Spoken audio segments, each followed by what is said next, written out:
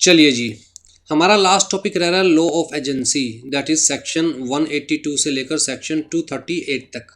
But actual में जो आपका रेफरेंस मटेरियल है आईसीएसआई का, उसमें ये सारा कवर नहीं किया हुआ। तो कुछ टॉपिक्स कवर किए हुए हैं आपके स्टडी मैट के अंदर रेफरेंस मटेरियल में।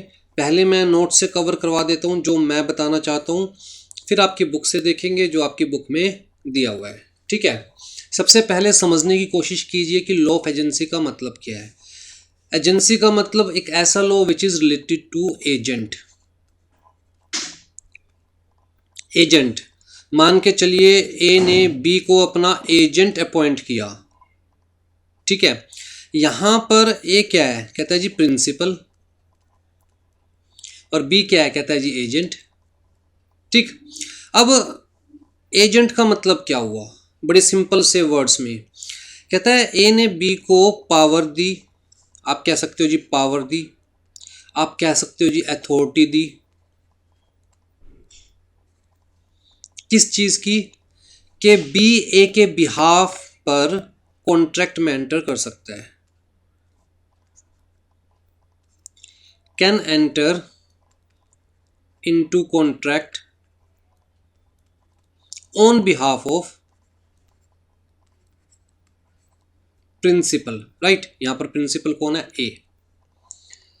तो जी अगर ए पावर दे रहा है, अथॉरिटी दे रहा है किसे, बी को, कि आप मेरे बिहाफ पर, कहता है ये जो कॉन्ट्रैक्ट में एंटर कर सकता है, इट मे बी जनरल, जो पावर है जो अथॉरिटी है दैट मे बी जनरल, या फॉर अ स्पेसिफिक ट्रांजैक्शन।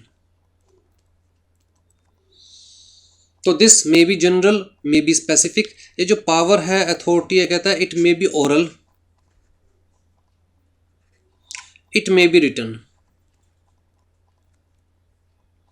ऐसा नहीं है कि हाँ रिटर्न में ही अथॉरिटी देगा प्रिंसिपल एजेंट को तभी वो एजेंट की अथॉरिटी वैलिड मानी जाएगी। राइट, कहता है it may be oral, it may B return, it may be general, मतलब सीरीज ऑफ ट्रांजैक्शंस के लिए, या it may be specific. Specific का मतलब कहता है जी पर्टिकुलर किसी ट्रांजैक्शन के लिए।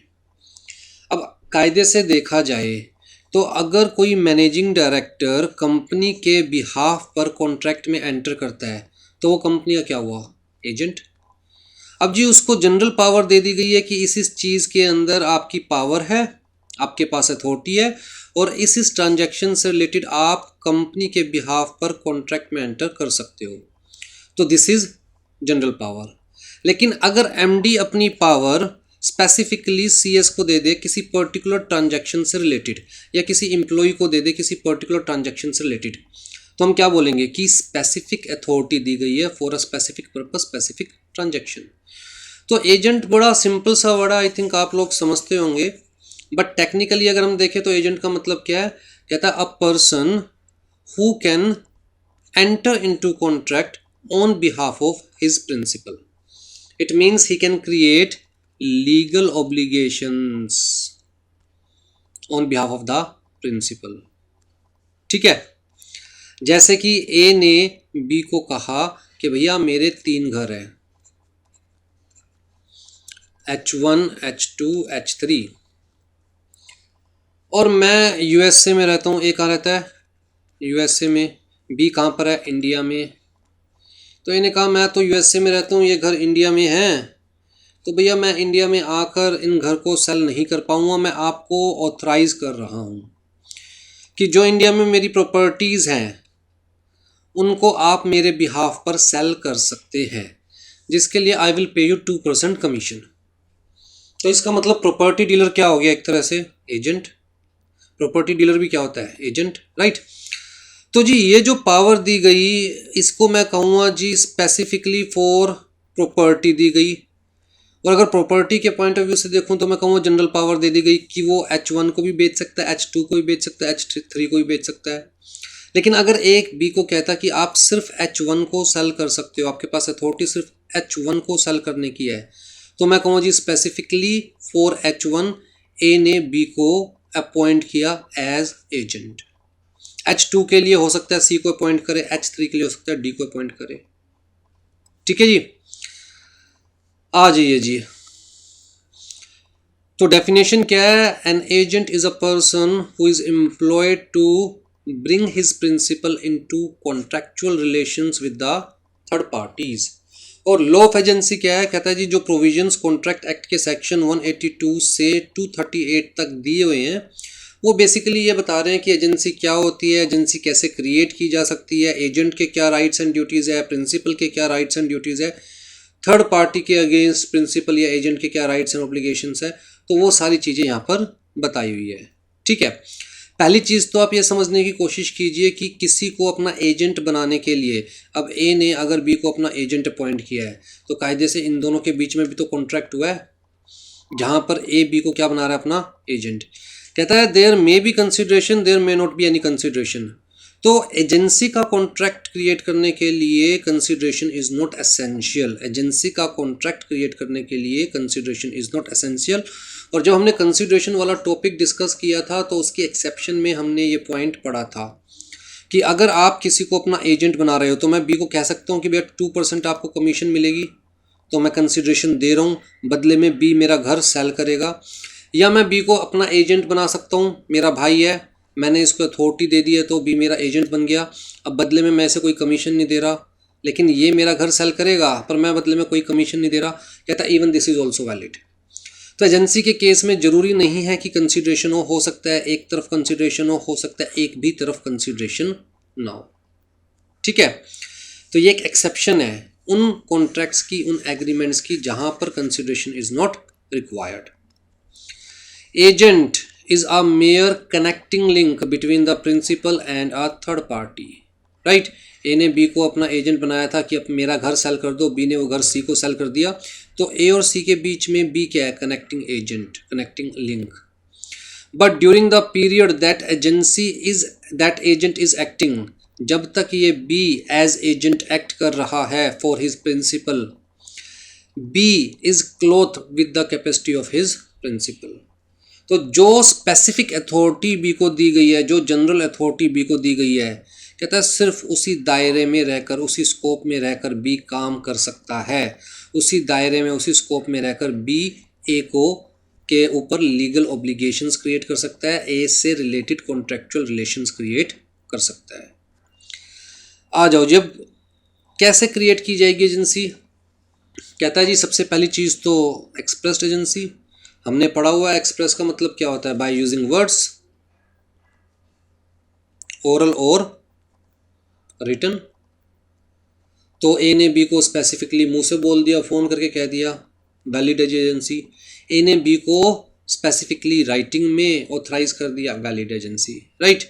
तो may be oral may be written, लेकिन यहाँ पर आपको ये ध्यान रखना है कि अगर हम किसी को अपना एजेंट बना रहे हैं with respect to transfer of immovable property, जैसे ए ने बी को अपना एजेंट बनाया था for selling his house, means A ने बी को एजेंट बनाया था with respect to transfer of immovable property.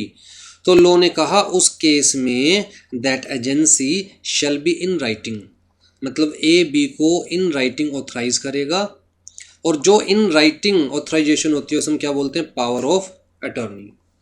तो अगर ए ने बी को इन राइटिंग ऑथराइज किया है तो हम कहेंगे ए ने बी को पावर ऑफ अटॉर्नी दे दी है, और साथ में कहता है जी that power of attorney must be registered with the registrar और sub registrar as the case may be.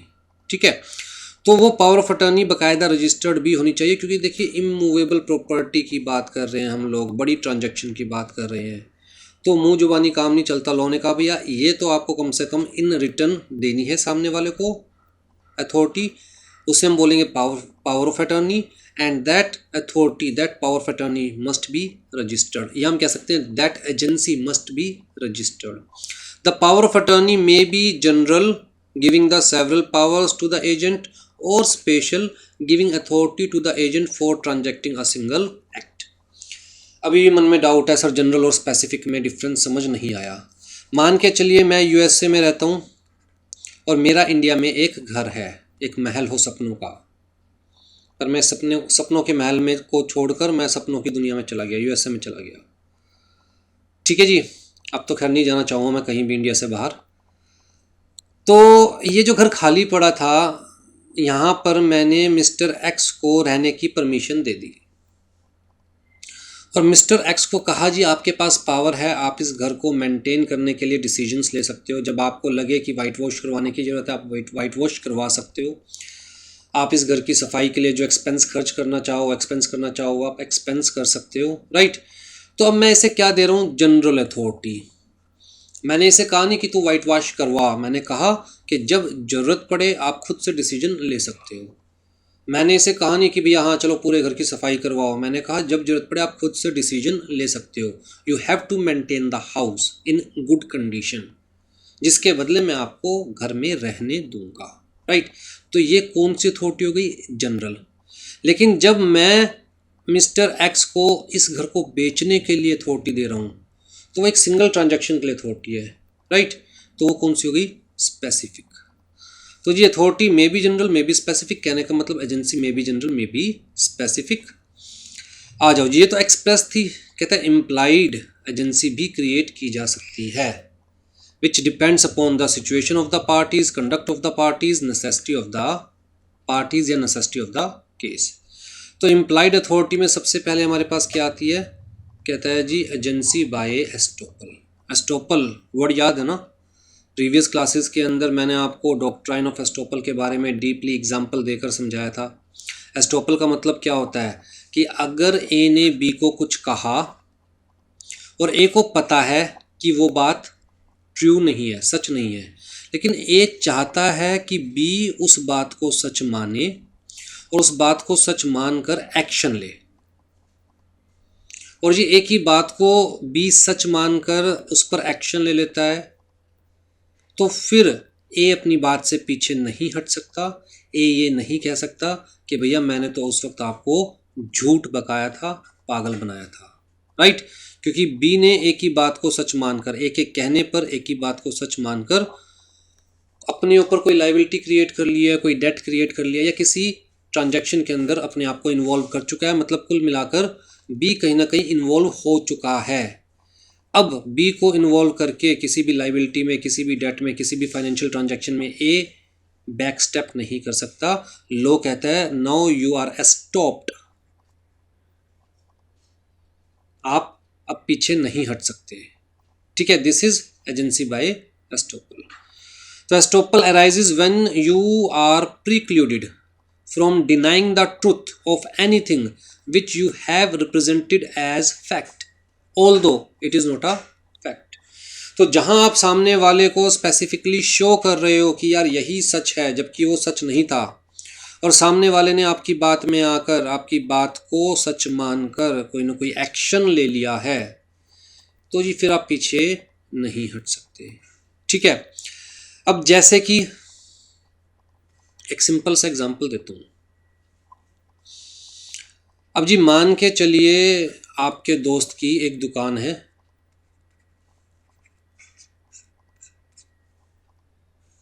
ठीक है, और वो तो बेचारा मेहनती है, सारे दिन दुकान पे काम करता है, आप खाली हो, बिल्कुल निकम्मे, कोई काम नहीं आपके पास।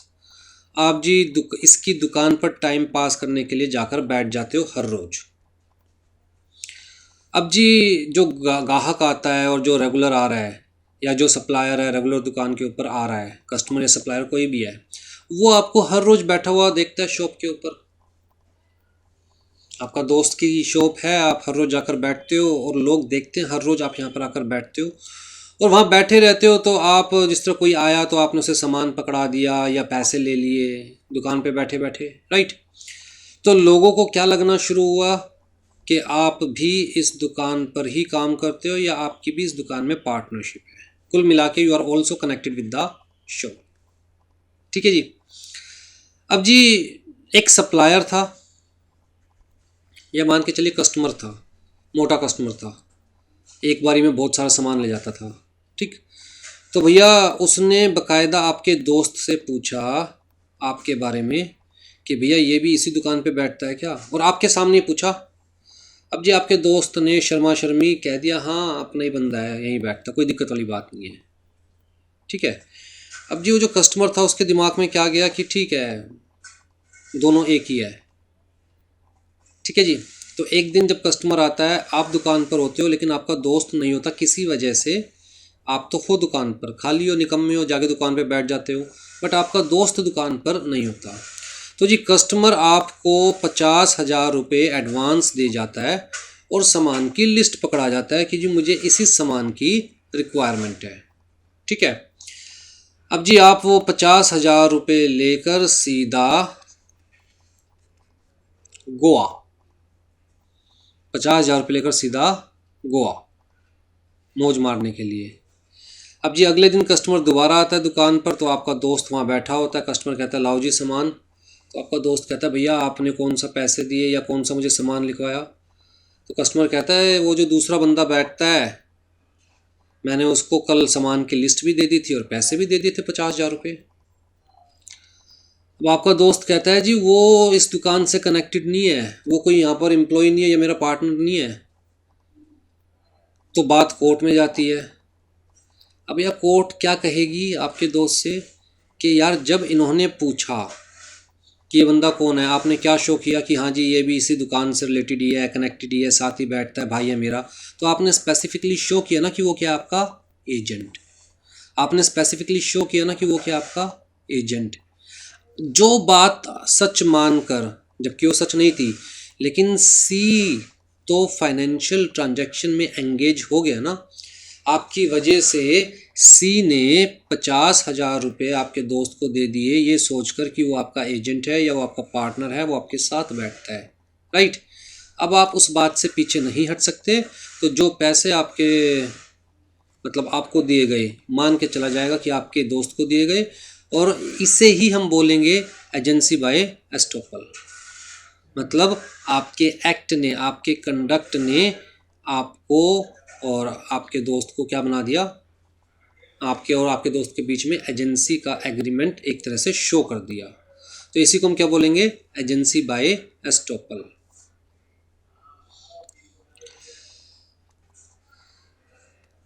हाँ जी, फिर वाइफ एज एजेंट। अच्छा, क्या वाइफ हस्बैंड की एजेंट होती है?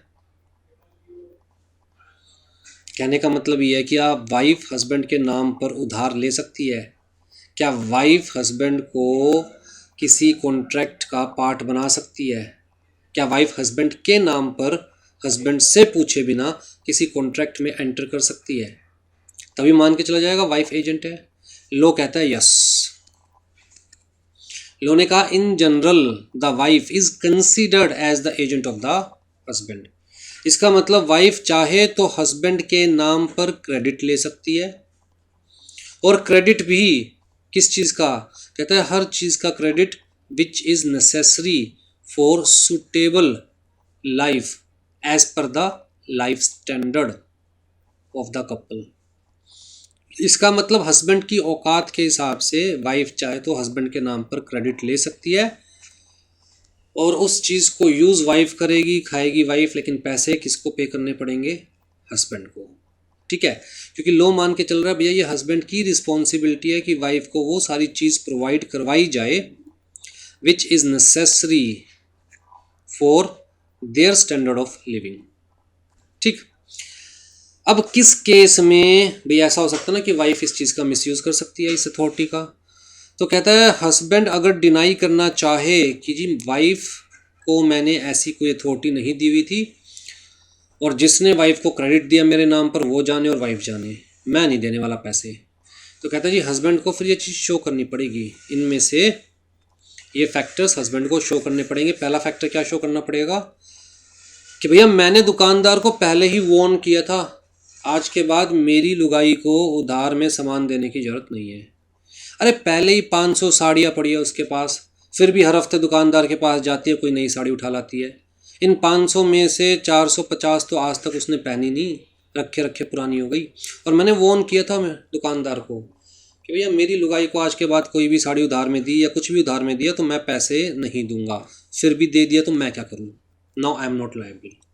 तो हस्बैंड ये शो कर सकता है, या फिर हस्बैंड कह सकता है कि स्पेसिफिकली मैंने वाइफ को मना किया था, और देख लो 4 जनों के बीच में मना किया था, इसके घर वालों को भी बुलाया था, अपने घर वालों को भी बुलाया था, सबके सामने अपना दुखड़ा रोया था कि भैया मैं इसका खर्चा नहीं पुगा सकता, ये तो हर रोज़ कुछ भी उठा लाती है, चाहे वो ज़रूरत की हो या नहीं हो।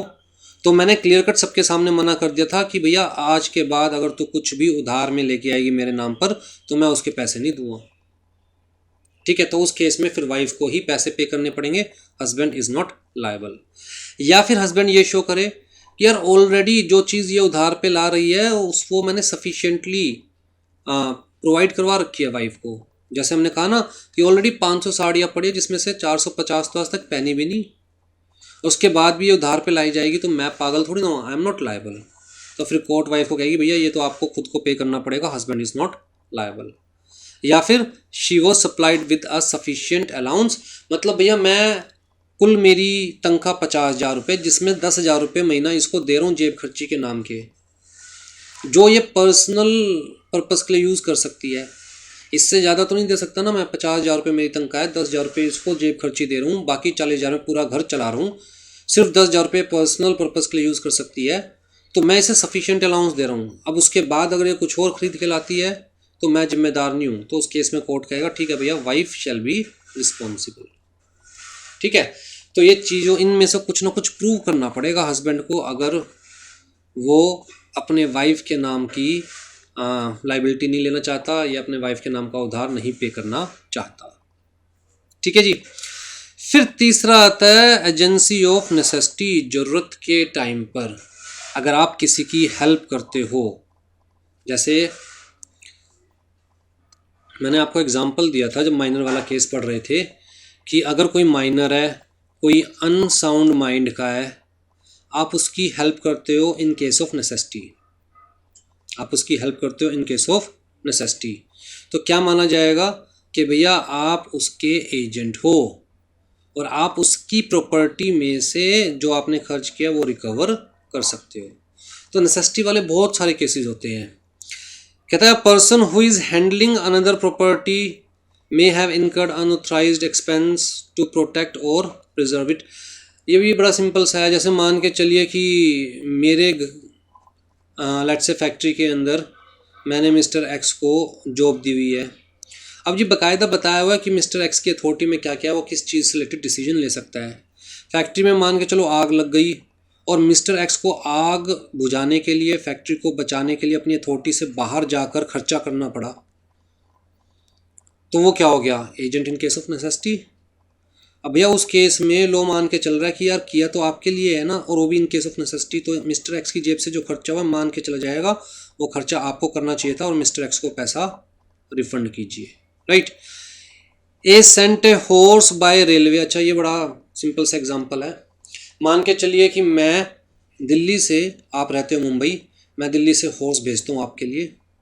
आपने मुझसे हॉर्स ख़रीदा था ऑनलाइन, पैसे मेरे पास आ गए हैं। अब मैंने हॉर्स को ट्रेन में बिठाया और मुंबई रवाना कर दिया। अब जी जब मुंबई पहुँचा, रेलवे स्टेशन पर हॉर्स को उतारा गया, तो आप वहाँ पर टाइम पर लेने के लिए नहीं आए। तो जी हॉर्स को सही सलामत रखने के लिए, ज़िंदा रखने के लिए, स्वस्थ रखने के लिए, हेल्दी रखने के लिए रेलवे स्टेशन की जो भी अथॉरिटी थी उनको हॉर्स के ऊपर खर्चा करना पड़ा। ठीक है, ऑल्दो आपने तो उन्हें बात नहीं बोली थी कि आप खर्चा करो, मैं देख लूँ जो भी खर्चा होगा, लेकिन कहता है उस वक्त समय की डिमांड थी कि वो लोग हॉर्स को हेल्दी रखने के लिए हॉर्स पर खर्चा करते, उसको कुछ खिलाते। तो भैया मान के चला जाएगा कि रेलवे अथॉरिटी ने आपके बिहाफ पर वो खर्चा किया है, तो रेलवे अथॉरिटी को आपका एजेंट इन नेसेसिटी कंसीडर किया जाएगा और जो भी उन्होंने खर्चा किया वो आपसे रिकवर कर सकते हैं। ठीक है जी। कहता है a wife deserted bye her husband. तो भैया हस्बैंड से अलग हो गई वाइफ और वाइफ को अकेले रहने पर मजबूर होना पड़ा किसी भी वजह से। अब यहाँ पर तलाक नहीं हुआ है वाइफ का, हम कह रहे हैं वाइफ, लेडी नहीं वर्ड यूज़ कर रहे हैं, तो तलाक नहीं हुआ है, शादी अभी भी बरकरार है, लेकिन फिर भी किसी वजह से वाइफ को हस्बैंड से अलग रहना पड़ा। अब उस केस के अंदर अगर वाइफ को ज़रूरत का सामान परचेज करना पड़ेगा even against the husband wish, husband चाहे ना चाहे, लेकिन अगर वाइफ को ज़रूरत का सामान परचेज करना पड़ेगा, ज़िंदगी जीने के लिए नेसेसिटीज़ परचेज करनी पड़ेगी और हस्बैंड के क्रेडिट पर वो परचेज कर रही है, तो husband shall be liable. Husband चाहे ना चाहे फिर भी वाइफ को हस्बैंड की एजेंट कंसीडर किया जाएगा और हस्बैंड को वो सारा पे करना पड़ेगा। ठीक है जी। आ जाइए एजेंसी बाय रेटिफिकेशन। रेटिफिकेशन का मतलब जो चीज़ पहले से नहीं थी अब हाँ भर ली है। मतलब जैसे मान के चलिए कि आपने मेरी कार बेच खाई, ठीक है, although you are not my agent, मैंने आपको अपना एजेंट बनाया ही नहीं, लेकिन फिर भी आपने मेरी कार बेच खाई। जब बाद में मुझे पता चला कि यार कार की वैल्यू तो सिर्फ 50,000 रुपये थी मार्केट वैल्यू, लेकिन आपने 60 में बेच खाई, तो मैंने कहा हाँ जी मैंने इसको अपना एजेंट कंसीडर कर लिया, लाओ 60,000 रुपये पकड़ाओ। ठीक है, तो that is agency by ratification. X post facto agency, जो एजेंसी एक्शन लेने के बाद क्रिएट हुई। जब आपने एक्शन ले लिया, मेरी कार बेच दी, उसके बाद मैंने आपको अपना एजेंट कंसीडर कर लिया, तो एक्स पोस्ट फैक्टो एजेंसी। तो where a person having no authority purports to act as agent और a duly appointed agent exceeds his authority, कि या तो आपको अथॉरिटी दे ही नहीं रखी थी मैंने अपनी कार बेचने की, या जो आपको अथॉरिटी दे रखी थी उससे बाहर जाकर आपने कोई भी काम किया, the principal is not bound by the contract. ठीक है, but principal may ratify the agent's transaction. अगर प्रिंसिपल को लग रहा है यार ये तो फायदे का सौदा हो गया, and so accept the liability. In this way agency by ratification arise. Ratification relates back to the original making of the contract so that the agency is taken to have come into existence from the moment the agent first acted.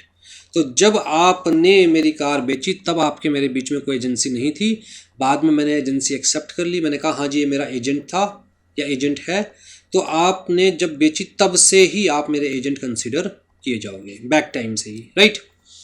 Ratification is effective only the following conditions are satisfied. पहली चीज़ क्या है, agent must expressly contract as agent for the principal who is in existence and competent to contract.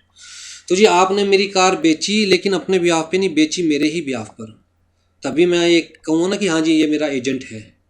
अपने ब्याह पर नहीं बेची, बेची मेरे ही ब्याह पर, ऑल तो मेरी मर्जी से नहीं बेची थी लेकिन बेची मेरे ही बिहाफ पर।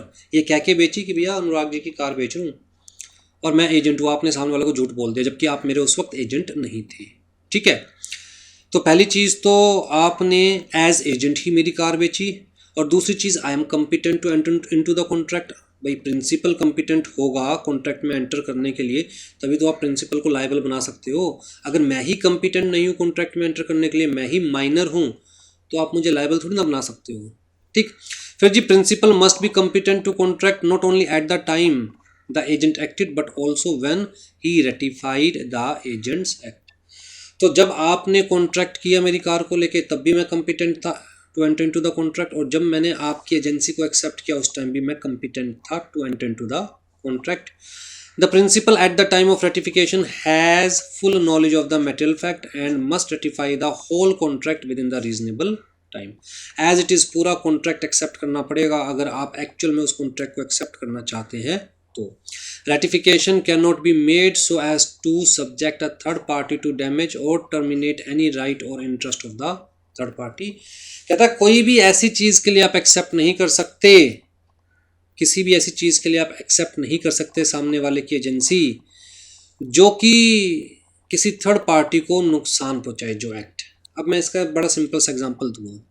मान के चलते हैं मिस्टर ए एक बहुत रिच आदमी थे, ठीक है, मिस्टर ए से एक्सीडेंट हो जाता है या मिस्टर ए कोई गलत काम कर देते हैं, कोई भी इलीगल एक्ट,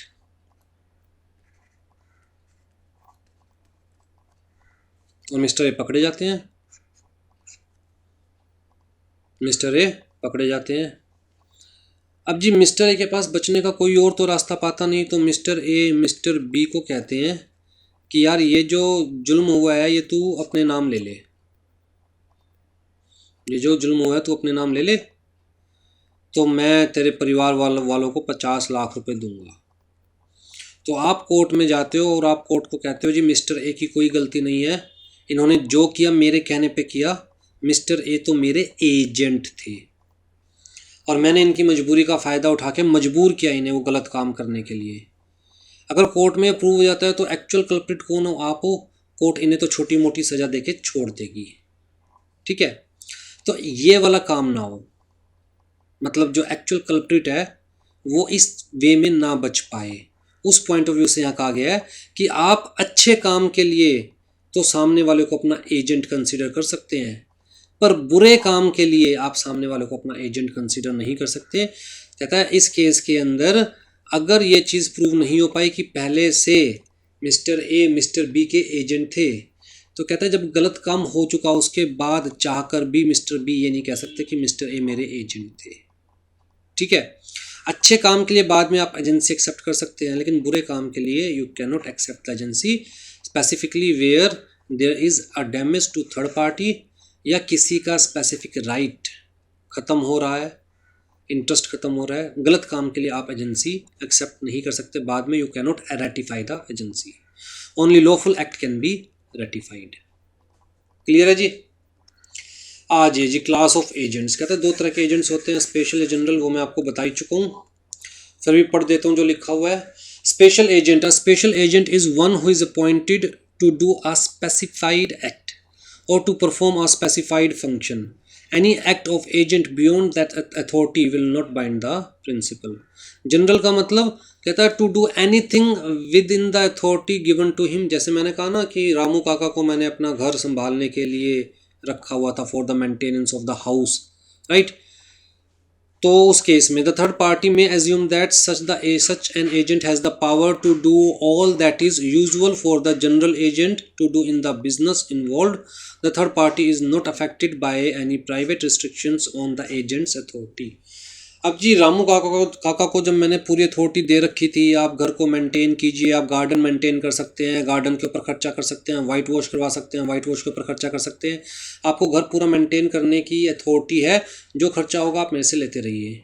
अब जी रामू काका थर्ड पार्टी को बुलाकर, मतलब मिस्टर एक्स को बुलाकर वाइट वॉश करवाते हैं, और बाद में रामू काका ये कहे कि यार प्रिंसिपल देगा पैसे, थर्ड पार्टी को तो कोई मतलब थोड़ी ना उस चीज़ से, थर्ड पार्टी को तो आपसे पैसे लेने हैं, रामू काका से पैसे लेने हैं, राइट, क्योंकि उसकी नज़रों में अथॉरिटी किसके पास है, रामू काका के पास। उस घर से रिलेटेड सारे डिसीजंस कौन ले सकता है, रामू काका ले सकते हैं, राइट। तो कहता है third party is not affected by any private restriction on the agent's authority. ठीक, जैसे मैंने कहा था यार सिंपल वाइट वॉश करवाना है, आपने करवा दिया डायमंड वाला, आजकल वो आ रहा है ना बैक्टीरिया किल करने वाला वाइट वॉश, आपने वो करवा दिया, मैं कह रहा हूँ मैं इतने पैसे नहीं दूंगा, मैं उतने ही दूंगा जो सिंपल वाइट वॉश में लगते हैं, ऊपर के पैसे तुम अपनी जेब से दो। अब रामू काका थर्ड पार्टी के आगे रो रहे हैं यार मालिक नहीं दे रहा, मैं कहाँ से दूँ, थर्ड पार्टी को कोई मतलब थोड़ी ना है, थर्ड पार्टी को थोड़ा ना पता है कि आपके और रामू काका और प्रिंसिपल के बीच में क्या रिस्ट्रिक्शंस है, राइट। आ जाओ जी, सब एजेंट का मतलब क्या होता है, कहता है एजेंट का एजेंट। सब एजेंट का मतलब क्या है, एजेंट ऑफ द एजेंट। तो जी मैंने एक्स को अपना एजेंट अपॉइंट किया, एक्स ने वाई को अपना एजेंट अपॉइंट किया, तो वाई क्या हो गया, सब एजेंट। वाई क्या हो गया, सब एजेंट। ठीक, मैंने एक्स को ठेका दिया मेरे घर में वाइट वॉश करने का, एक्स ने वही ठेका आगे दे दिया छोटी मोटी लेबर को वाइट वॉश करने का। एक्स तो भाई साहब है ना, ठेकेदार, आजकल ठेकेदार का काम करते हैं। तो मैंने ठेका दिया 50,000 रुपये में एक्स को, 50,000 रुपये में एक्स ने वही काम आगे ट्रांसफ़र कर दिया 30,000 रुपये में छोटी लेबर को, और एक्स क्या कर रहा है, 20,000 रुपये का घर बैठे प्रॉफिट जनरेट कर रहा है। ठीक है, तो यहाँ वाई क्या है, सब एजेंट। अब जी मेरे घर में वाइट वॉश कौन कर रहा था, वाई कर रहा था। अगर कोई गलती होती है वाई से, तो क्या वाई के एक्ट के लिए मैं रिस्पॉन्सिबल हूँ या नहीं, जबकि मैंने वाई को अपॉइंट नहीं किया, वाई को किसने अपॉइंट किया था, एक्स ने। कहता लोगों को क्या फ़र्क पड़ता है कि एक्स ने अपॉइंट किया या वाई ने अपॉइंट किया या किसने अपॉइंट किया, लोगों को तो ये पता है कि आपके घर में वाइट वॉश कौन कर रहा है, वाई कर रहा है। अब जी वाई की गलती की वजह से अड़ोसी को पड़ोसी को अगर कोई नुकसान होता है, तो भैया वो तो आपसे रिकवर करेंगे, चाहे वाई को एक्स ने अपॉइंट किया था या आपने, उन्हें कोई मतलब नहीं है, वो आपसे रिकवर कर सकते हैं सब एजेंट की गलती। और आप किससे रिकवर कर सकते हो, एक्स से। भाई वाई से कोई गलती हो गई जिसकी वजह से आपको 10,000 रुपये पे करने पड़े पड़ोसी को, तो भैया पड़ोसी को तो आप पे करोगे ही करोगे, चाहे वाई को आपने अपॉइंट किया है नहीं किया, लेकिन हाँ वो 10,000 रुपये आप एक्स के काट सकते हो। पहली बात तो ये। तो इसका मतलब सब एजेंट अगर कोई गलत काम करता है तो प्रिंसिपल लायबल है, जी हाँ। दूसरी चीज़, क्या सब एजेंट डायरेक्ट प्रिंसिपल से रेम्यूनरेशन मांग सकता है? जी नहीं, नो। कहता मैं सब एजेंट जो डायरेक्ट इनके बीच की बात होगी ना, तो उस केस के अंदर प्रिंसिपल कह सकता है भैया मैंने तुझे थोड़ा ना अपॉइंट किया था, तू कौन है मैं नहीं जानता तुझे, मैंने काम किसको दिया था? एक्स को, तो तू पैसे किससे मांग? एक्स से, right. A sub-agent is the person employed by and acting under the control of original agent in the business of the agency. So sub-agent is the agent of original agent, right? तो जी मैंने x को appoint किया था, x ने y को appoint किया, तो कायदे से y क्या है? कहता है x का एजेंट। अगर x और y के बीच में देखा जाए तो x is the principal, y is the agent. अगर a और x के बीच में देखा जाए तो a is the principal, x is the agent, right. तो as between themselves the relation of sub agent and original agent is that of agent and principal, आपस में x और y का। A sub agent is bound by all the duties of original agent, भाई जैसा मैंने x को कहा था करने के लिए y को वैसे ही करना पड़ेगा, लेकिन अगर y वैसा नहीं करता तो कहता है y is not directly responsible to the principal। Y को मैं कहूँ यार मैंने थोड़ी ना बोला था करने को, क्या कर रहा है तू, तो वाई क्या कहेगा? बाबूजी मुझे क्यों बोल रहे हो, मैं तो वही करूँगा जो एक्स ने मुझे कहा है, आप जाके एक्स से बात करो, राइट। तो कहता है कि वैसे तो sub agent is not directly responsible to the principal, लेकिन अगर इसने मेरे घर में चोरी करी, चकारी करी, कुछ फ्रॉड किया, कुछ गलत किया, तो उस केस में तो ये डायरेक्टली रिस्पॉन्सिबल है, right, to the principal. The sub-agent is responsible to the original agent. The original agent is responsible to the principal for the act of the sub-agent. लेकिन मैंने आपको क्या बताया कि अगर हम बात करें पड़ोसियों की, थर्ड पार्टी की, अगर थर्ड पार्टी के साथ कुछ गलत किया है तो थर्ड पार्टी तो भैया सीधा आकर ओरिजिनल प्रिंसिपल का गला पकड़ सकते हैं। उन्हें क्या मतलब है कि आपने इसे अपॉइंट किया था या एक्स को अपॉइंट किया था, आपके घर में कौन काम कर रहा है? वाई काम कर रहा है। अगर ये कोई भी गलती करेगा तो उसके लिए वो थर्ड पार्टी सीधा आपको लायबल बना सकती है, ठीक है जी। तो as regard third person, the principal is represented by sub-agent and he is bound and responsible for all the acts of the sub-agent as if he were an agent originally appointed by the principal। आ जाओ जी, mercantile agent का मतलब क्या होता है? कहता है वो agent जो कि बिजनेस में, बिजनेस के पॉइंट ऑफ व्यू से एजेंट है। जैसे एक्स ने वाई को अपॉइंट किया अपना सामान बेचने के लिए, तो वाई क्या है? Mercantile agent, right. एक्स ने वाई को सामान दे दिया। यहाँ पर जो ऊपर वाला एग्जांपल मैंने डिस्कस किया, मैंने कहा कि एक्स ने वाई को सामान दिया, बेच, और जो पैसे आए मुझे दे और तू अपनी कमीशन रख। तो इसका मतलब उस सामान के ऊपर ओनरशिप किसकी रहेगी? हमेशा एक्स की। वाई सिर्फ एक्स के बिहाफ पर सामान बेच रहा है।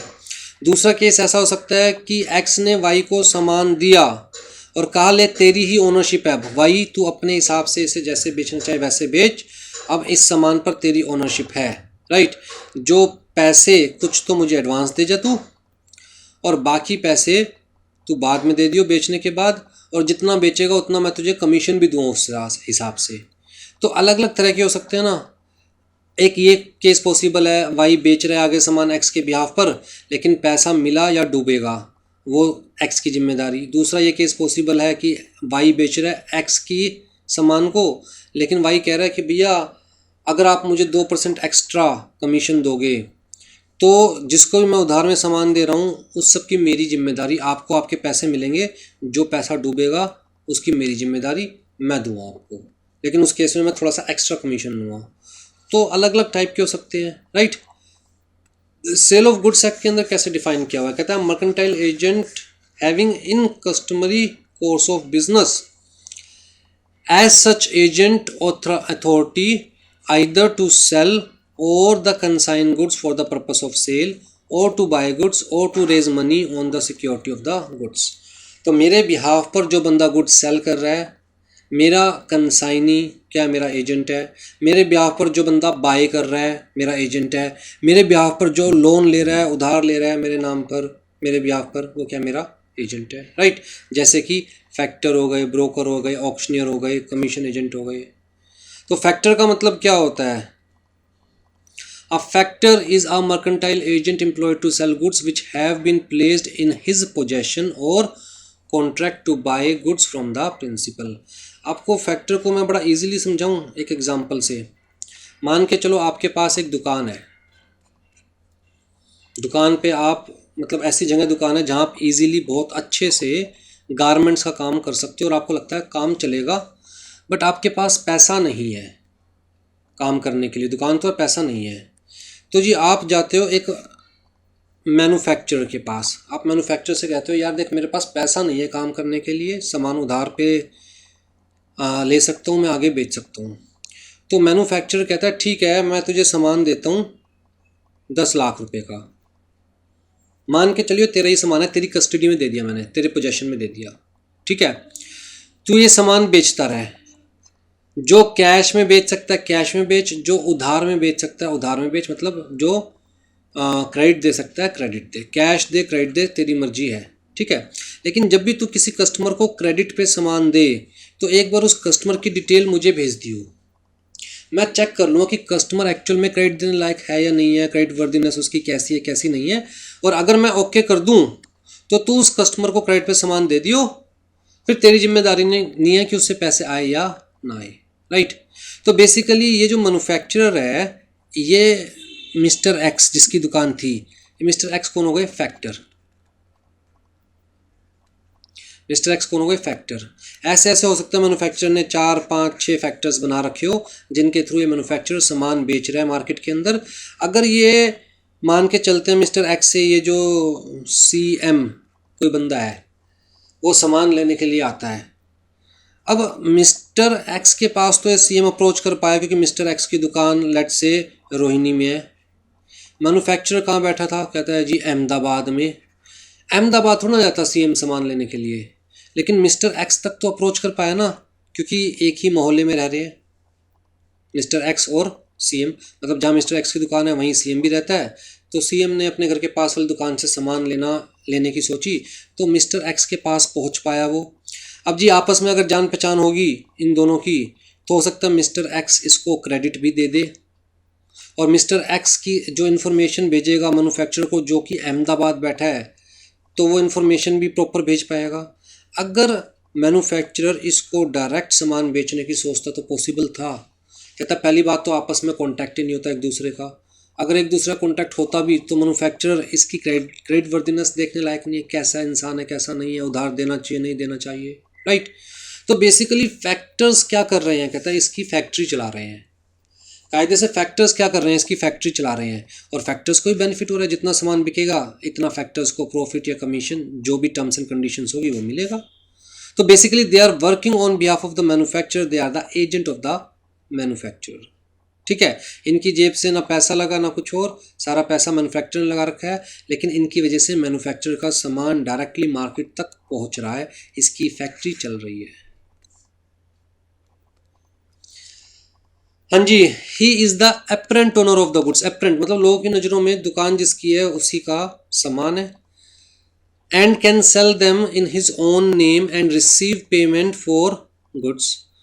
He has an insurable interest in the goods. Insurable कैसे? मैंने क्या बताया, ये कहेगा यार अगर तू किसी को उधार में सामान दे रहा है तो एक बार थोड़ा सा मुझे उसका हिंट दे दियो, मैं देख लूँगा उधार में सामान देने लायक है या नहीं है। अगर तुझे लगता है कि हाँ उधार में सामान देने लायक है तो भी मुझे एक बार बता दियो। अगर मुझे कंफर्म होगा कि चल ठीक है बंदा ठीक है, चाहे तेरी बात मानूँ चाहे मैं मार्केट में से इन्फॉर्मेशन फैच करूँ, अगर मुझे लगेगा बंदा ठीक है तो इसे उधार में सामान देगा और अगर सामान के पैसे नहीं भी आए तो भी तुझे टेंशन लेने की ज़रूरत नहीं है, पैसे मेरे मरेंगे, ठीक है। तो इसका क्या हो गया? Insurable interest. अगला तो सिक्योर्ड है। and also a general lien in respect of the claim he may have arise out of the agency।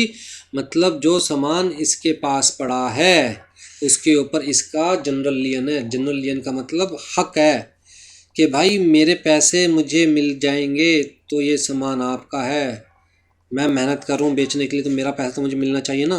तो उस सामान की ऑनरशिप चाहे M की है लेकिन हक X का है क्योंकि X उस सामान को बेच रहा है। तो जब तक X की कमीशन नहीं मिलेगी तब तक वो सामान के ऊपर X का लियन रहेगा, X का हक रहेगा, ठीक है। तो दोनों के लिए सेफ्टी है कुल मिलाकर। हाँ जी, del credere agent. Del credere agent का मतलब क्या है? मैंने आपको कहा था ना कि ऐसा हो सकता है कि एजेंट मैन्युफैक्चरर को कहे या सप्लायर को कहे कि यार मैं जिसको मर्जी उधार दूं, तुझे टेंशन लेने की जरूरत नहीं, तुझे तेरे पैसे मिल जाएंगे, डूबेंगे मेरे डूबेंगे, मैं अपनी जेब से तुझे पैसे दूंगा, लेकिन मैं बदले में 2% की जगह 4% कमीशन लूँगा। रिस्क भी तो मैं ले रहा हूँ ना, तो मैं कमीशन हाई लूँगा। तो अगर इस टाइप की एजेंसी है तो उसे क्या बोलते हैं? Del credere agent. हाँ जी, del credere agent is a mercantile agent who in consideration of an extra remuneration guarantees to his principal that the purchaser who buy on credit will pay for the goods they take in the event of third party failing to pay। अगर purchaser ने पैसे नहीं दिए तो जी agent is bound to pay his principal the sum owned by the third party. ठीक है जी। आज ये duties of the agent. Agent की क्या ड्यूटी है? सबसे पहली ड्यूटी तो यही है कि अपने प्रिंसिपल का, अपने मालिक का वफादार बन के रहे। एजेंट की नॉलेज में जो भी इंफॉर्मेशन आती है with respect to that agency, with respect to that business, वो अपने प्रिंसिपल को टाइमली डिलीवर करता रहे। राइट।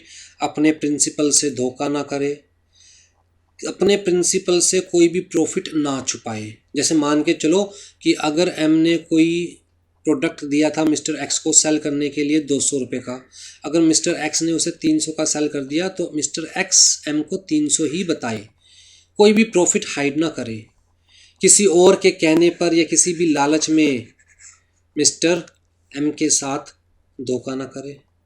राइट। और जब एम मिस्टर एक्स को एम्प्लॉय कर रहा है कि तू मेरा सामान बेच, तो एक्स का काम बनता है कि पूरे स्किल्स के साथ, पूरी ऑनेस्टी के साथ, पूरी मेहनत के साथ वो अपना काम करे। तो जी an agent must act within the scope. जितनी उसको अथॉरिटी दी गई है उतनी ही अथॉरिटी में रहकर काम करे, अपने लिफाफे से बाहर ना निकले। ठीक। In the absence of express instruction, अगर स्पेसिफिक अथॉरिटी नहीं दी हुई तो he must follow the custom prevailing in the same kind of business at the place where the agent conducts the business. तो जैसा चलता है मार्केट में वैसे ही वो अथॉरिटी में रहकर काम करे। He must do the work with reasonable skill and intelligence. ऐसा नहीं है कि यार मेरे बाप का क्या जा रहा है, डूबेगा, मैन्युफैक्चरर का पैसा डूबेगा या फिर प्रिंसिपल का पैसा डूबेगा। कहता है ऐसे तो प्रिंसिपल लोगों को अपना एजेंट बनाना बंद कर देंगे, मार्केट में एजेंसी ख़त्म हो जाएगी, तो और लोग जो एजेंट बनकर ऑनेस्टली काम करना चाहते हैं उनको भी दिक्कत आएगी। तो कहता है where by the nature of his profession the agent purports to have special skill, he must exercise the skill which is expected from the member of the profession. जैसे मान के चलिए एक्स आते हैं जी एक कंपनी सेक्रेटरी के पास company incorporate करवाने। अब यहाँ पर जी सीएस के पास स्पेशल स्किल्स होते हैं with respect to the profession of CS. तो सीएस अपने सारे स्किल्स यूज़ करेगा while providing the services to X. तो सीएस के पास जो स्पेसिफिक नॉलेज होती है, मान के चला जाएगा वो अपनी नॉलेज यूज़ करेगा, अपने एक्सपीरियंस को यूज़ करेगा और वो यूज़ करते हुए ही एक्स को सर्विसेज प्रोवाइड करेगा। ठीक है। He must disclose promptly and any material information coming to his knowledge। तो मैं आपको बता चुका हूँ। He must not disclose confidential information to anyone else except the principal। He must not allow his interest to conflict with his duty। ऐसा नहीं है कि भैया प्रिंसिपल की साड़ियाँ बेचते बेचते अपनी भी साथ में एक दुकान खोल ली। राइट।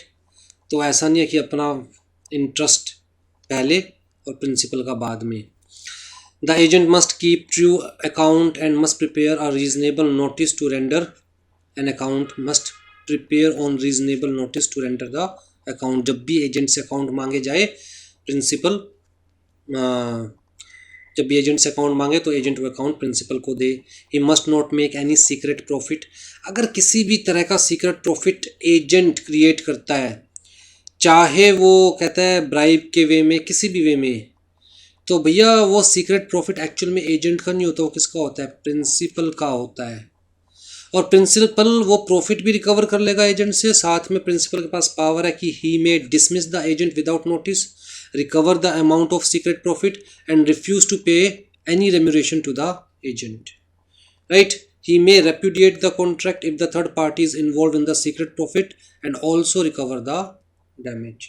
तो जी अगर ए का एजेंट था बी ने कॉन्ट्रैक्ट किया सी के साथ ऑन बिहाफ ऑफ ए, लेकिन इन दोनों की मिली भगत बाद में पता चली कि बी सी का ज़्यादा प्रॉफिट करवाकर इससे अपने आप को सीक्रेट प्रॉफिट दिलवाना चाहता था, तो कहता है ए बी की एजेंसी ख़त्म कर सकता है, जो सीक्रेट प्रॉफिट बी के पास है वो सारा अपन खुद रिकवर कर सकता है और सी के साथ कॉन्ट्रैक्ट भी रेप्यूडिएट कर सकता है। ठीक है जी। An agent must not delegate his authority to sub agent. कायदा तो यही है कि मैंने अगर आपको एजेंट बनाया तो आप अपनी रिस्पॉन्सिबिलिटी आगे डेलीगेट नहीं करेंगे, right. This is based on the principle delegatus non protest delegare means a delegate cannot further delegate। जो खुद किसी का एजेंट है, जिसके ऊपर खुद के ऊपर रिस्पॉन्सिबिलिटी है, वो किसी और को अपनी रिस्पॉन्सिबिलिटी डेलीगेट नहीं कर सकता एक्सेप्ट इन सर्टेन केसेस। तो कौन कौन से केसेस है जहां पर डेलीगेट की जा सकती है रिस्पॉन्सिबिलिटी?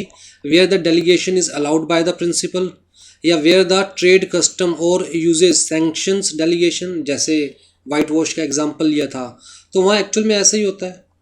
या कंस्ट्रक्शन ऑफ बिल्डिंग का एग्जाम्पल लेंगे तो ठेकेदार खुद तो काम करता नहीं, वो काम तो मजदूरों से ही करवाता है, डेलीगेट ही करता है आगे चीज़ों को। Where the delegation is essential for the proper performance, where an emergency renders it imperative, जहाँ एमरजेंसी के केस में जहाँ जरूरी लगता है एजेंट को कि यार किसी न किसी सब एजेंट को हायर करना जरूरी है काम को प्रॉपरली कंप्लीट करने के लिए। Where the nature of the work is purely ministerial, कहता है जहाँ सिर्फ मिनिस्ट्रियल वर्क है, जैसे कि हमारे नेता लोग सिर्फ मिनिस्ट्रियल वर्क करते हैं तो वो अपनी अथॉरिटी आगे डेलीगेट कर सकते हैं। ठीक है, एक्चुअल में होता ही है, उनके पीए वीए सारे होते हैं तो उनको अथॉरिटी डेलीगेट की गई होती है क्योंकि सारा काम वो खुद नहीं कर सकते।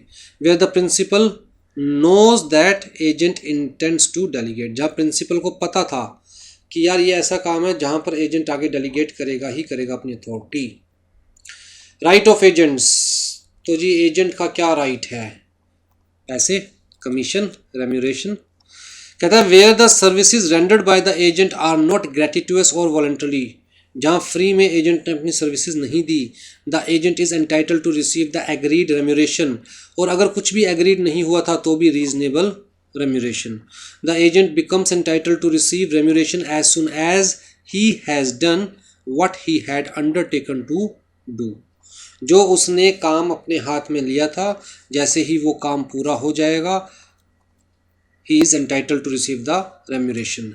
Certain class of agents, for example factors who have goods and property in their principal in their possession, जैसे फैक्टर के केस में हमने क्या डिस्कस किया था कि भैया जो एम ने एक्स को अपना फैक्टर अपॉइंट किया था तो गुड्स तो फैक्टर के हाथ में थे, तो कहता है उस केस में बाकायदा उन गुड्स के ऊपर उस फैक्टर का लियन होता है कि जब तक प्रिंसिपल से हमारी कमीशन हमारी रेम्यूशन नहीं मिल जाएगी, जो भी हमने बेचने में एक्सपेंस किया है, जो भी हमने सर पे लाइबिलिटी ली है, जब तक वो सब नहीं मिल जाएगा तब तक गुड्स का हमारे पास ही कब्जा रहेगा, राइट। तो वही सारी चीज़ें। टर्मिनेशन ऑफ एजेंसी पे आ जाइए जी। एजेंसी कैसे टर्मिनेट होती है? कहता है by the performance of the contract of agency, भाई जो काम लिया था हाथ में वो पूरा कर दिया एजेंट ने, एजेंसी ख़त्म। By the agreement between the principal and agent, तो जी प्रिंसिपल और एजेंट ने मिलकर म्यूचुअली डिसाइड किया कि एजेंसी ख़त्म करनी है तो एजेंसी ख़त्म। By the expiration of fixed period, by the death of principal या एजेंट, बाय द इंसैनिटी, दोनों में से कोई पागल हो गया तो एजेंसी ख़त्म। बाय द इंसॉल्वेंसी, दोनों में से कोई भी इंसॉल्वेंट हो गया तो एजेंसी ख़त्म। वेयर द प्रिंसिपल और agent is an incorporated company by it's dissolution, again अगर कंपनी की बात करें तो जैसे ही कंपनी डिसॉल्व होगी तो कंपनी के जितने भी एजेंट्स थे, जितने भी एम्प्लॉयज़ थे, सब खत्म। By destruction of the subject matter, जिस चीज़ के लिए एजेंट अपॉइंट किया गया था वो चीज़ ही डिस्ट्रक्ट हो गई, ख़त्म हो गई तो एजेंसी भी ख़त्म हो गई, right. By the renunciation of his authority by agent, agent ने अपनी अथॉरिटी किसी और को रिनाउंस कर दी without the permission of the principal, किसी और को दे दी अपनी अथॉरिटी। कुल मिला के एजेंट ने सब एजेंट अपॉइंट कर लिया without the permission of the principal, तो कहता है फिर एजेंट की अथॉरिटी भी ख़त्म।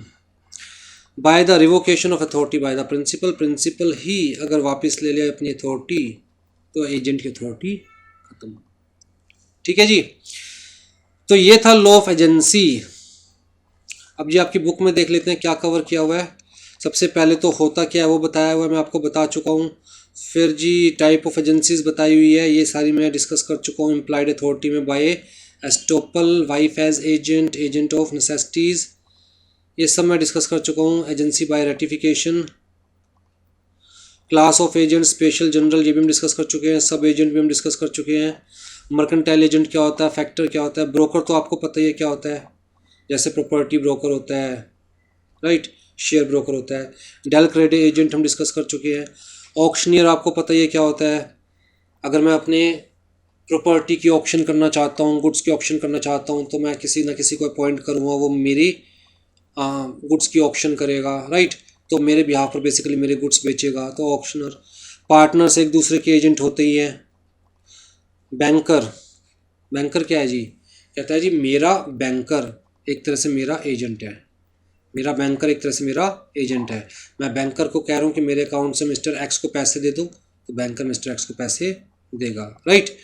तो और भी बहुत सारे काम करते हैं ना आजकल तो बैंकर, जैसे कि मेरे बिहाफ पर बिल पे कर रहा है मेरा बैंकर, इलेक्ट्रिसिटी का बिल पे कर रहा है। स्टैंडिंग इंस्ट्रक्शंस जिसे हम कहते हैं, कि मैंने अपने बैंक को स्टैंडिंग इंस्ट्रक्शंस दे दिया है कि हर महीने इस डेट को एयरटेल का इतना बिल पे कर देना मेरा, टाटा का इतना बिल पे कर देना मेरा, अच्छा NDPL इलेक्ट्रिसिटी का इतना बिल पे कर देना मेरा, राइट। तो ऑटोमेटिकली ये सारे काम, ये सारी फैसिलिटीज़ कौन प्रोवाइड कर रहा है, मेरा बैंक मुझे प्रोवाइड कर रहा है, जो मेरे बिहाफ पर ये सारे काम कर रहा है।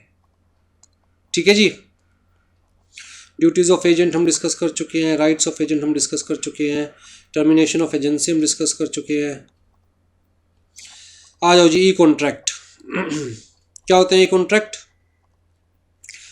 इलेक्ट्रॉनिकली जिस कॉन्ट्रैक्ट को बनाया जाए दैट इज ई कॉन्ट्रैक्ट। जैसे मान के चलिए ये जो आपके सामने फाइल है दिस इज PDF फाइल, अब जी इसी के ऊपर मैं अपने साइन कर दूं इलेक्ट्रॉनिकली, तो क्या बन जाएगा ये ई कॉन्ट्रैक्ट। तो ऐसे ही किसी PDF फाइल को बनाकर उसके ऊपर दोनों पार्टीज अपने साइन कर दे तो क्या बन जाएगा ई कॉन्ट्रैक्ट। साइन कैसे, कहता है डिजिटल। साइन कैसे, डिजिटल। अब जी डिजिटल साइन कहाँ करेंगे, कहता है उन PDF में स्पेसिफिकली स्पेस दे रखा होता है, उस स्पेस पर साइन किया जाता है। कैसे किए जाते हैं, ध्यान से सुनिए। जो हमारे पास डिजिटल सिग्नेचर है उसको इशू करने वाली अथॉरिटीज़ होती है, जो आप एग्जीक्यूटिव लेवल पर पढ़ेंगे। तो मैं अपनी सारी डिटेल्स, पर्सनल डिटेल्स, अपनी फ़ोटो, अपना पूरा बायोडाटा, जन्म कुंडली, सब मैं बेसिकली उस इशूइंग अथॉरिटी को दूंगा। इशूइंग अथॉरिटी एक सॉफ्टवेयर में मेरी सारी डिटेल डाल देगी और फिर मुझे पेन ड्राइव के अंदर एक सॉफ्टवेयर दे देगी। अब मैं वो पेन ड्राइव जब अपने लैपटॉप पे लगाऊंगा और जो फॉर्म है, जैसे ये PDF फाइल है, इसमें जहाँ स्पेस बना रखा हुआ साइन करने का, उस स्पेस पे क्लिक करूँगा तो ऑटोमेटिकली पेन ड्राइव से सॉफ्टवेयर यहाँ पर शो करना चालू कर देगा कि क्या यहाँ पर आप साइन करना चाहते हो।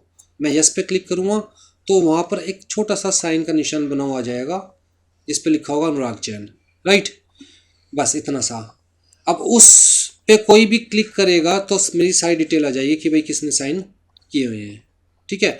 और उसको इशूइंग अथॉरिटी से बहुत इजीली वेरीफाई करवाया जा सकता है कि क्या आपने ये, क्योंकि उसके अंदर ना यूनिक कोड होता है, तो हर डिजिटल सिग्नेचर का सेपरेट यूनिक कोड होता है और यूनिक कोड इशूइंग अथॉरिटी को पता है मेरा।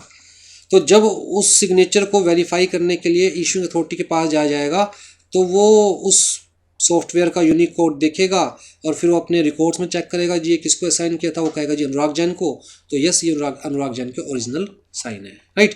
तो ऐसा नहीं है कि मैं ऐसे करके साइन मारूंगा, मैं ऐसे करके साइन नहीं मारने वाला, वो डिजिटल सिग्नेचर नहीं होते। डिजिटल सिग्नेचर का मतलब signature which are given by the issuing authority under IT act, information technology act, right. तो इशूइंग अथॉरिटी मुझे सिग्नेचर इशू करेगी डिजिटल फॉर्म में, पेन ड्राइव में बाकायदा सॉफ्टवेयर होता है, और जब मैं उस सॉफ्टवेयर को इम्पोज करूँगा, मतलब उस कोड को किसी डॉक्यूमेंट पे इम्पोज करूँगा, तब मान के चला जाएगा कि मैंने वो डॉक्यूमेंट साइन कर दिया, क्योंकि जैसे ही उस डॉक्यूमेंट के अंदर हल्की सी भी अल्ट्रेशन होगी वैसे ही वो सिग्नेचर ऑटोमेटिकली रिमूव हो जाएंगे। तो इसका मतलब जब मैं किसी इलेक्ट्रॉनिक डॉक्यूमेंट पे वो कोड को लगाऊंगा तो तो उसके बाद उस डॉक्यूमेंट में कोई चेंजेस नहीं किए जा सकते। ठीक, तो लॉ की नज़रों में क्लियर है कि उस डॉक्यूमेंट पे जो भी लिखा हुआ है वो पढ़कर ही मैंने वो कोड इम्पोज किया होगा। ठीक है जी, तो वही चीज़ें यहाँ पर बताई हुई है। नेसेसिटी इंटीग्रेंट्स ऑफ इलेक्ट्रॉनिक कॉन्ट्रैक्ट कहता है एन ऑफर, वही सारी चीज़ें हैं जो हम अभी तक पढ़ते आ रहे हैं। लो जी, आपका इंडियन कॉन्ट्रैक्ट एक्ट ख़त्म। बुक के पीछे जो आपको क्वेश्चंस दे रखे हैं उन्हें देख लीजिएगा, क्योंकि आंसर्स भी साथ साथ ही दे रखे हैं। और जो भी आपके डाउट्स है डाउट सेशंस में क्लियर करवा लीजिएगा। हम डाउट सेशन यूट्यूब पर लाइव लेंगे ही, राइट। तो डाउट सेशंस के जितने भी लिंक्स हैं वो आपके जो हमारे व्हाट्सएप ग्रुप है वहाँ पर हम शेयर करते रहेंगे, टाइमिंग और लिंक्स। तो उस हिसाब से आप लोग डाउट सेशन ज़रूर अटेंड कीजिएगा। चलिए जी, टेक केयर।